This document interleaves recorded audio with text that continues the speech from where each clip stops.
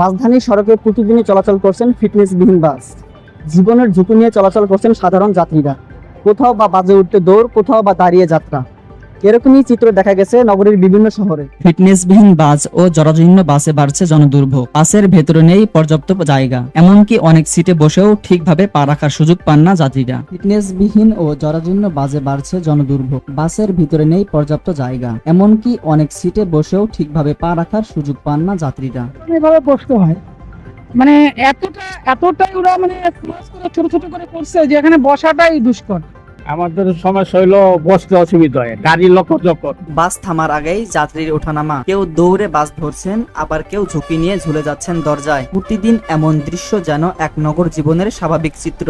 এটা যে গাড়ি যাইতে যেতে 1 ঘন্টা 2 ঘন্টা লাগে, 2.5 ঘন্টা লাগে। বেশি যাত্রী উঠলে সমস্যা হয়, গরমের দিন। তারপর পকেট মেরে টাকা নিয়ে যায়, পকেট মেরে।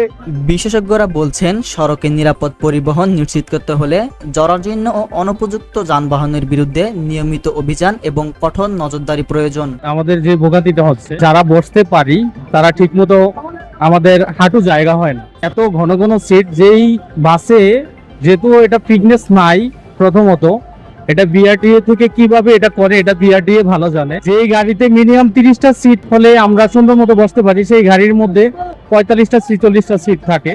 এমনিতে তো গরমের দিন, তার মধ্যে বিশেষ করে বেশিরভাগ গাড়িতে ফ্যান চলে না, ফ্যান নষ্ট। আবার কিছু সংখ্যক গাড়ি আছে এগুলো তো ফ্যান দেই। তীব্র নিন্দা জানাই বিআরটির প্রতি আমরা। বিআরটি এর এই হেলামির কারণে আমাদের সাধারণ নির্ভ যারা আমরা জনগণ আছি, আমাদের এই ভোগান্তি হয়। এটা বিআরটি কবে এটার উপর দৃষ্টি রাখবে এটা আমার জানা নেই।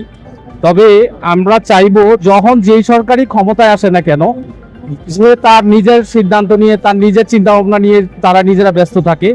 আমি চাইবো বিশেষ করে আমাদের যখন যেই সরকারি আসে এটার দিকে যেন খুব দৃষ্টি নজর দেয়, গুরুত্ব সহকারে দেখে, যেন আমাদের সাধারণ মানুষ আমরা যেন চলাচল করতে আমরা হ্যারেস না হই। আমরা যখন গাড়িতে উঠতে যাই তখন অনেক সময় দেখা গেছে কিছু সিন্ডিকেট থাকে, পুলিশরা কাছে থাকে, পুলিশের সামনে থাকা অবস্থায় পকেট থেকে মোবাইল নিয়ে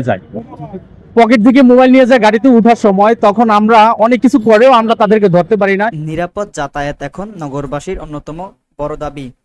দ্রুত কার্যকর ব্যবস্থা না নিলে যে কোনো সময় ঘটতে পারে বড় ধরনের দুর্ঘটনা। নাজমুল হাসান, তালাশ বিডি, ঢাকা।